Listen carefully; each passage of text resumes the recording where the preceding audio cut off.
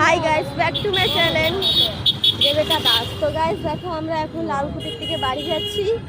এই যে আমার ভাইকে দেখো। তো গাইস চলো, আমরা গেছিলাম জীবকে। হ্যাঁ, আমরা জীবকে গেছিলাম কেন আমার ভাই অমিতের মেয়ের পড়ে গিয়ে হাতটা একটু চোট লেগেছে। জানি না এখন হাতে কি অবস্থা। অনেকগুলো এক্সরে করানো হয়েছে আর রক্ত পরীক্ষাও করানো হয়েছে। এখনো জানি না কি হবে। ভালোই হবে, আমি বিশ্বাস করি ভালোই হবে। তো গাইস এখন আমি বৌদি সুজেল এখন বাড়ি যাচ্ছি। তো গাইস দেখো, আমরা লালকুটি বাজারে যাইনি এখনো, রোডে আছি রোডে। এই যে বৌদি এখন দাদার সাথে কথা বলছি।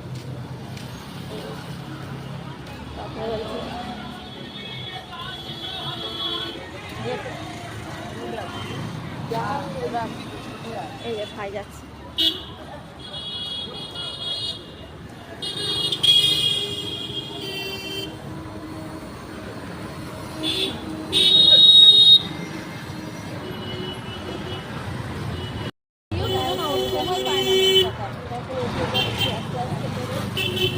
দেখো আমার চুলের কি অবস্থা, কালো হয়ে গেছে। সারা রাত ঘুম হয়নি ঠিকঠাকভাবে। আর এই যে বডি আছে,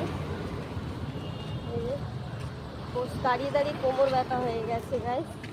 আর জীবকে গেলাম, গিয়ে জীবকে ওরও ব্যথা হয়ে গেছে কোমর। আমি একটু মামির পাশে বসলাম, তারপরে ও বসলো মামির পাশে। তো গাইস দেখো, আমরা এখন 10 নম্বরে চলে এসেছি। এখন যাই, ও বাড়ি যাবে, আমিও বাড়ি যাবো, একটু ফ্রেশ হবো। কেন কি সকাল দিকে উঠেছি একভাবে, এইদিকে ওদিকে এইদিকে। একবার বন্ধন অফিসে গেলাম, আবার আসলাম, আবার শাশুড়িকে নিয়ে ডক্টরের কাছে গেলাম, আবার আসলাম বাড়ি। তারপরে রান্না করলাম, করে আবার বন্ধন অফিসে গেলাম। তারপর ওখান থেকে এসে কাজে গেলাম, কাজ থেকে এসে তারপরে কোথায় গেলাম, বৌদিকে ফোন করলাম।